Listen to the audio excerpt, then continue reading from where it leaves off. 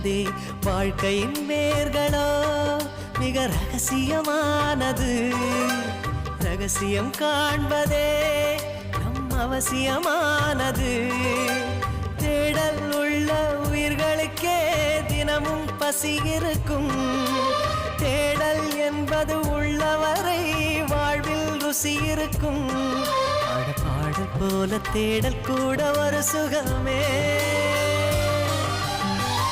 இசை பாடி வரும் இளம் காற்றுக்கு உருவமில்லை. காற்றலை இல்லை என்றால் ஒரு பாட்டொலி கேட்பதில்லை. ஒரு காலம் வருகையில் உள்ளம் கொள்ளை போகுதே. ஆனால் காற்றின் முகவரி கண்கள் அறிவதில்லையே.